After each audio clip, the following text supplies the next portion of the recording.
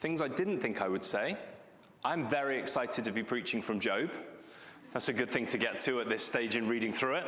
And then another thing, and some of you would have heard me say this before, I prepare the preach, Mark and I will do the things we do, and then we go to prayer meetings and things, and people pray things that are relevant to the preach, and that makes me a little bit nervous. The problem is this time it's happened on 2 separate occasions this week, so I don't have a mechanism for how nervous that makes me, that God is quite clearly keen on this being what we hear this morning. But as I said, I am super excited to be back in Job and in this incredible moment that we're going to look at this morning when God speaks. But as we've had a wonderful example of in the notices, I, in all my dyslexic glory, can make mistakes. Dyslexia is something that I've had for a long old time. It often presents itself in my written work. As you've seen, Mark has the joy of often being asked to read things before I send them. That often then leads to a conversation about what on earth I meant before you can work out what word was meant to be in the place that a word currently resides. But I've also got to the stage where I've realized that spelling is not the biggest weakness that dyslexia has given me. In many senses, it's a superpower. I'm very pleased to have it. It's also a good excuse for some of the things I do. But the real problem comes with numbers. And in particular, things like percentage, or portions, or ratios, or fractions. And I don't know if you've ever considered it, but life is quite literally made up of proportions, and fractions, and percentage. I'm not just talking about those math lessons that we did where you had the tiny squares on the page and you had to color certain numbers in and that would tell you what percentage of the square you'd colored in, and I was more bothered about being inside the lines than what percentage it made up. But life is full of it. Everyday life is a balance of these things. A few examples for you. Any of you who drive, your tire pressure is a fine margin. Underinflated, the car is laboursome and it's awful on miles per gallon. Overinflated, boom. It's a very fine margin, people. Percentages and fractions. Maybe you're a squash drinker. Trying to work out how much squash goes in a glass compared to water was hard enough when I was a child. You now get quadruple strength squash, which I still make at the same scale. I make normal squash, which may explain why we need more helpers at Holiday Club when I'm in charge of squash, because those kids are hyper. How many of you consider the stress of inviting someone to your house and offering them a cup of tea? Milk? Yeah. How much? I like it milky. What percentage of milk do you... Honestly, life is riddled with it. And if, like me, you aren't great at measurements, centimeters, and meters, this is something I've always struggled with. I know there's others in the room that do. Working out waist size or inside leg measurements when you're buying trousers is a nightmare. Trying to buy clothing off of services like eBay is a nightmare. That's censored for those of you that can't see it. Thought it would make it... I bought that jersey, chuffed to bits for £7. It's a child's large. I am not a child's large.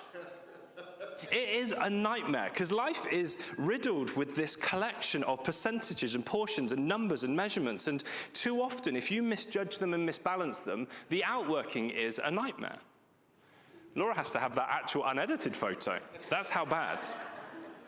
But life is this collection, so much so, I don't know if you've noticed this, but we now have sayings for it. Bitten off more than you can chew. Made a mountain... I copied that. Point made.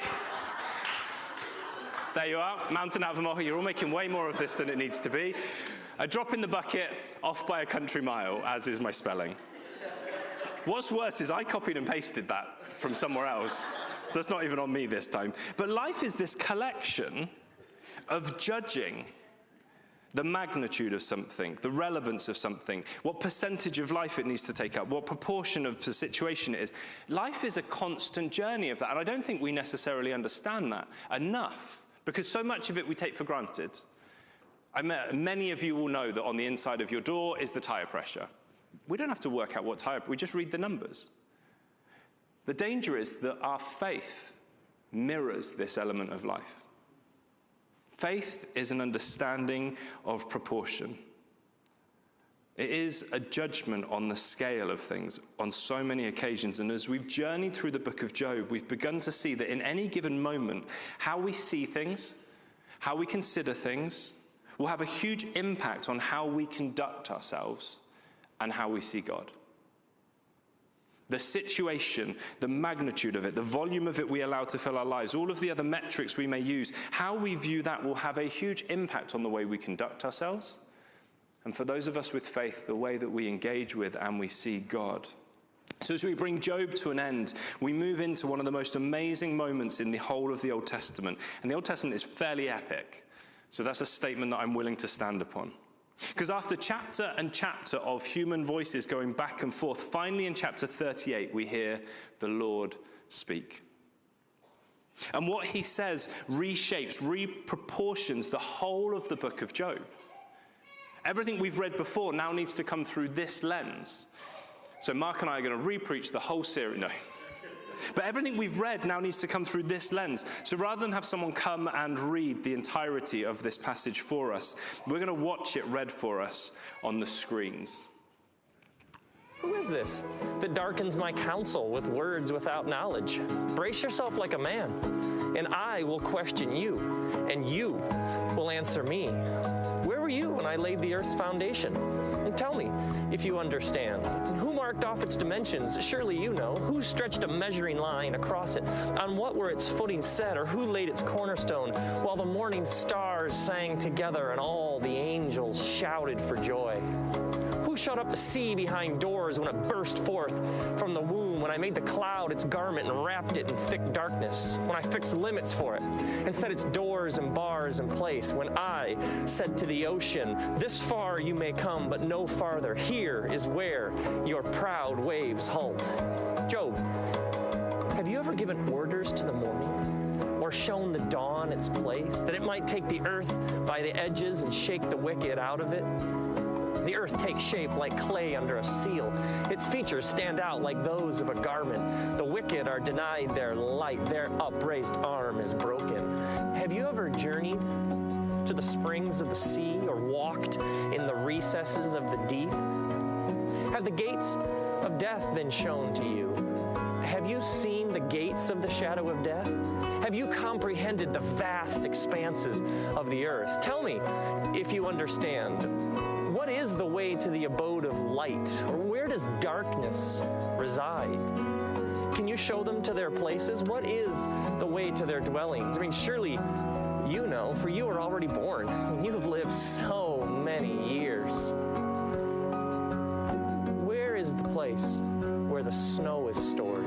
Have you seen the storehouses of the hail, which I reserve for times of trouble, for days of war and battle? I mean, where is the place where the lightning is dispersed, or the east winds are scattered over the earth? Who cuts a channel for the torrents of rain, or makes a path for the thunderstorm, that it may water a land with no one in it, a desert where no man lives, to satisfy a desolate wasteland and make it sprout forth with grass? Does the rain have a father?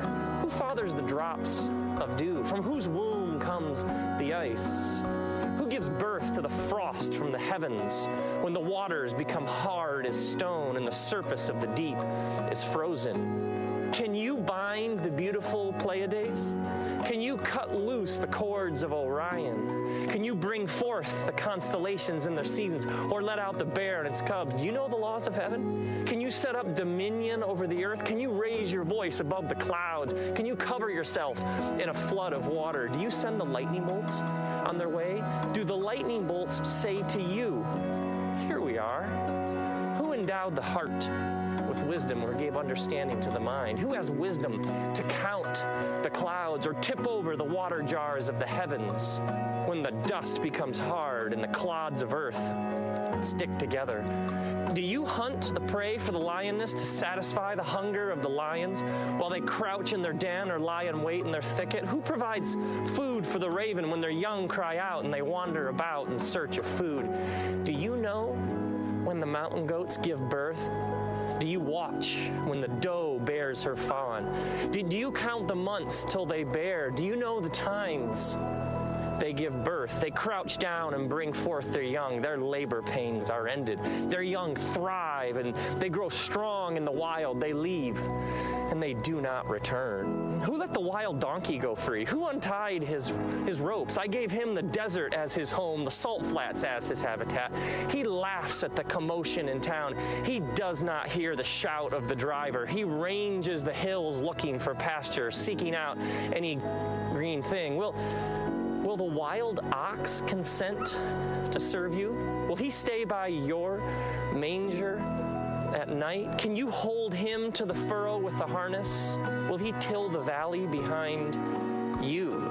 Can you rely on him for his great strength? Can you leave your heavy work to him? Can you trust him to gather together the grain and bring it to the threshing floor? The wings of an ostrich flap joyfully, but they are nothing compared to the pinions and feathers of a stork.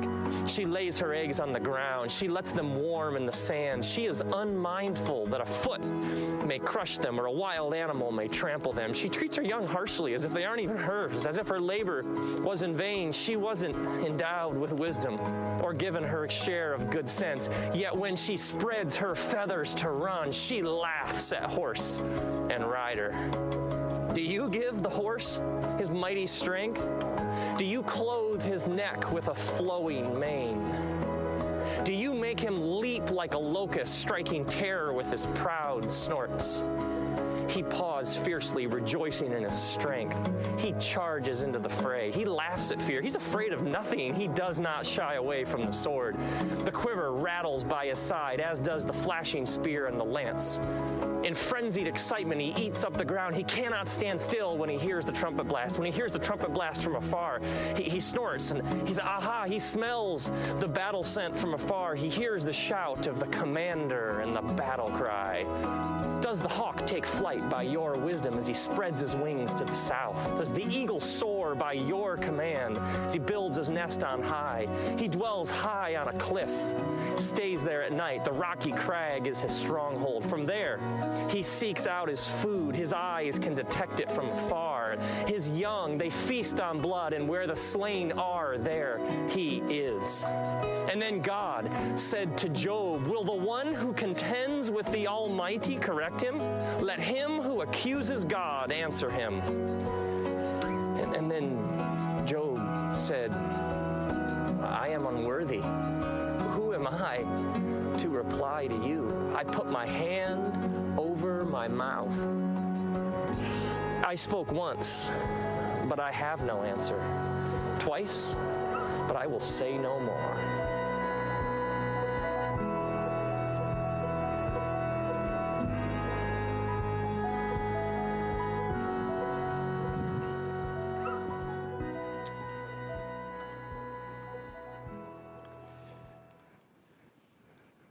I mean, it's a fairly impressive speech, if nothing else.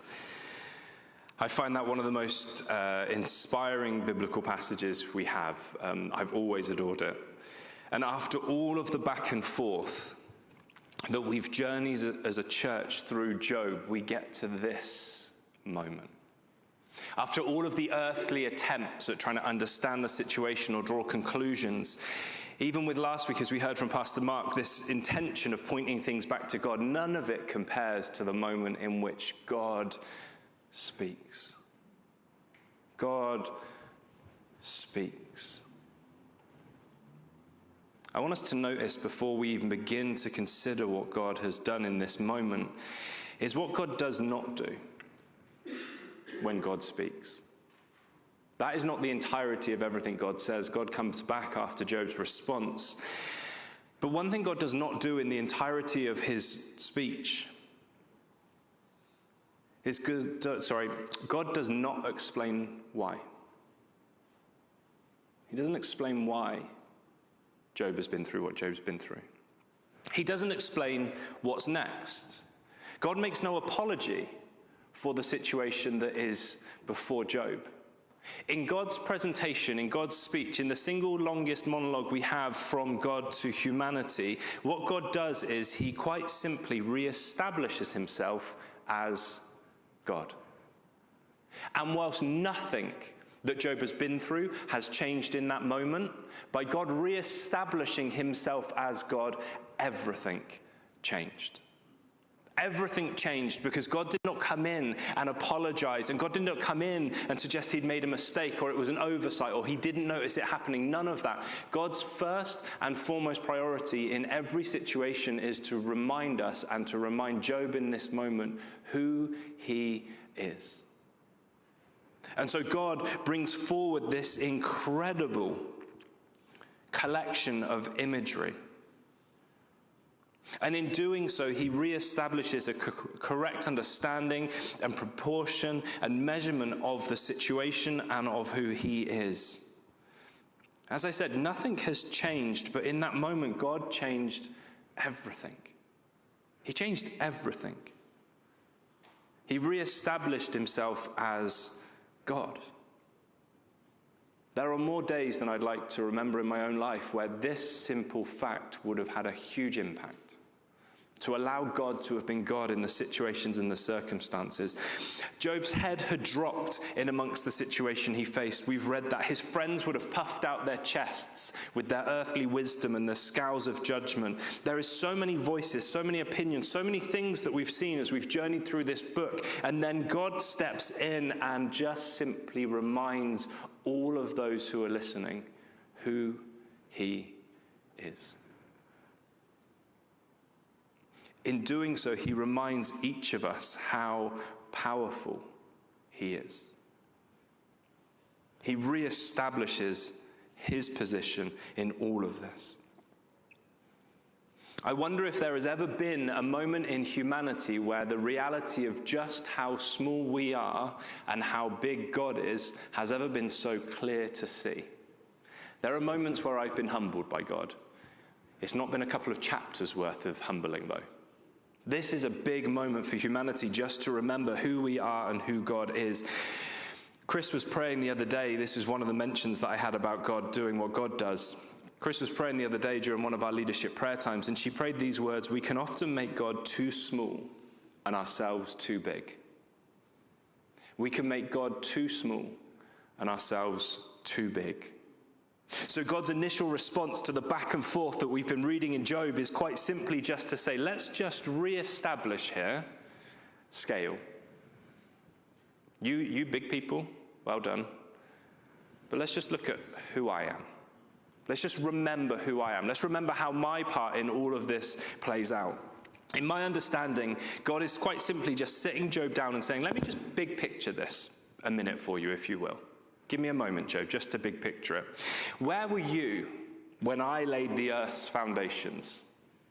I mean, that's a test question you don't want. Who marked off its dimensions? Surely you know. Who stretched and measured a measuring line across it? Have you ever given orders to the morning or shown the dawn its place? Have you entered the storehouses of snow or seen the storehouses of hail? God, with a not so subtle reminder to Job, is just saying, just to remind you, Job, I am the God of creation. I was there at the beginning. So yes, for all of the conversations that you guys are having, would one of you just remind me of the part you played in the creation of my earth? What an incredible argument to be able to give to someone. God is big picturing the moment for Job. I believe he is doing it in a way that is far more tender than maybe some of us would want to discipline people that we feel are wrong. God goes on. Do you hunt the prey for the lioness and satisfy the hunger of the lions when they crouch in their dens or lie in wait in the thicket? Who provided food for the raven when its young cry out to God and wander about for lack of food? God, again, in the midst of Job's absolute despair and the destruction of all that he held on to as earthly wealth, reminds Job, I am a God of provision beyond your wildest dreams. I am the God of provision for animals that you will never see in your entire lifetime. Animals that have no care for humanity are provided for by me. God reestablishes a big picture for Job and for each of us of who he is, all he has done and all he is doing, with these incredible moments and pictures of just the magnitude of a God who was there at the beginning and feeds the wild animals.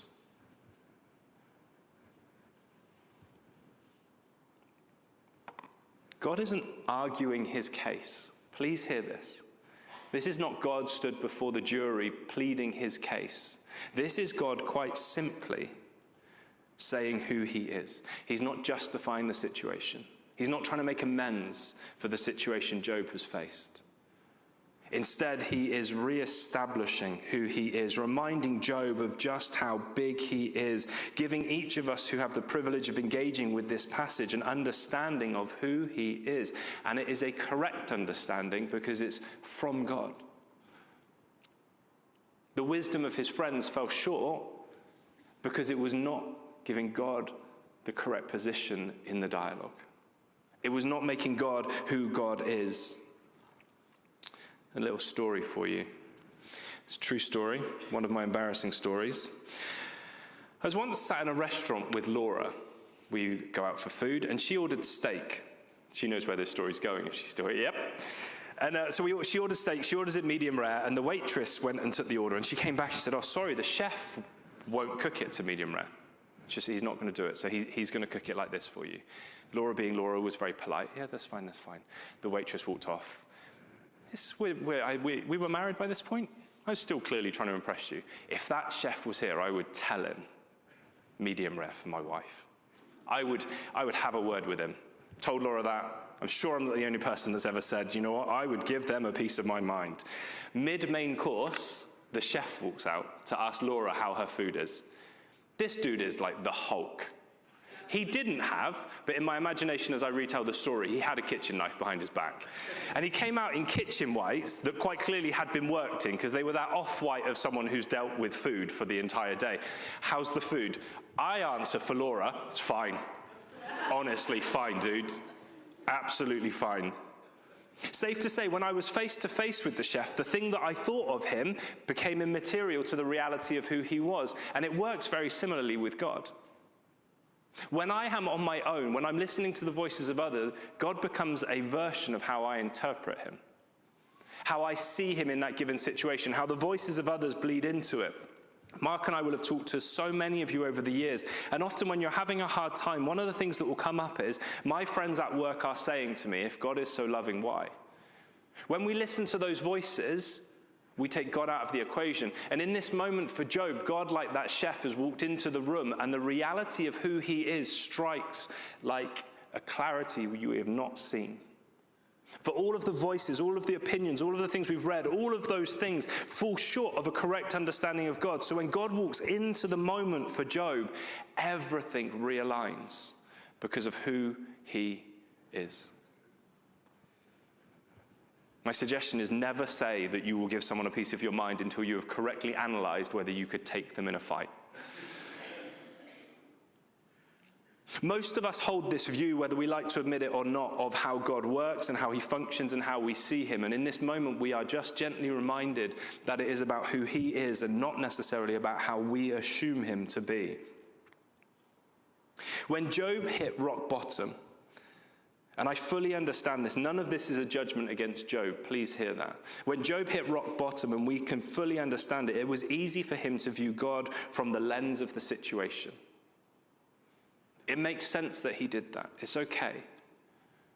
From that situation, he viewed God from that point. When voices are telling him things, it was easy for him to allow those opinions to craft his view of God.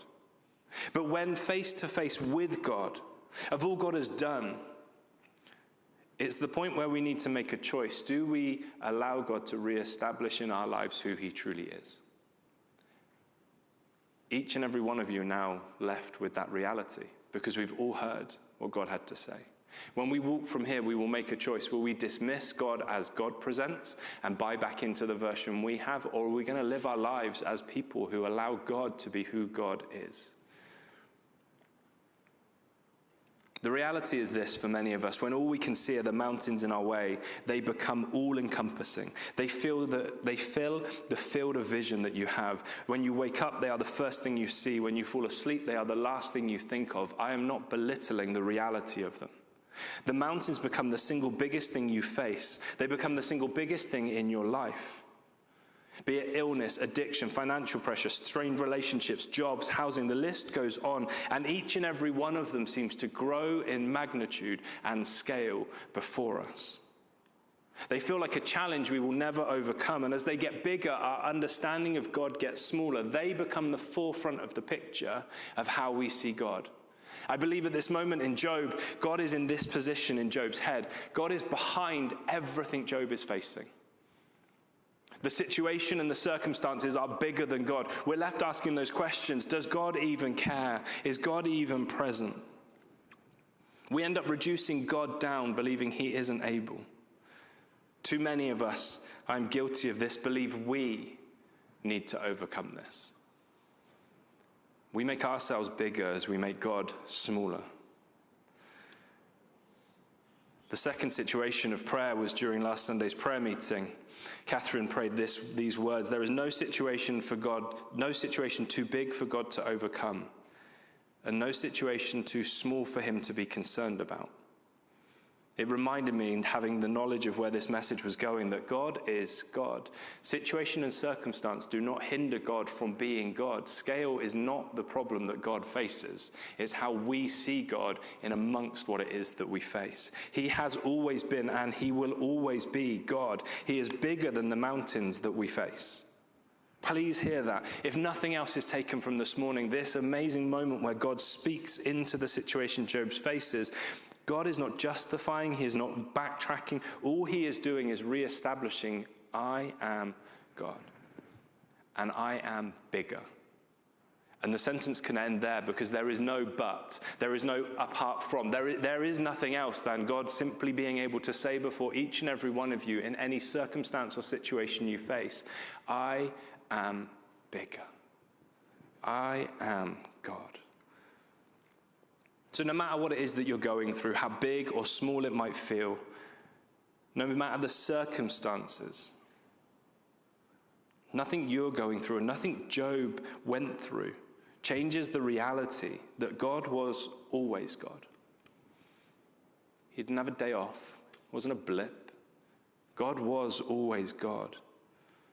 And in turn, this incredible passage reminds Job and each of us of a few facts. It reminds us of just how big our God is. Just how big our God is. How mighty our God is.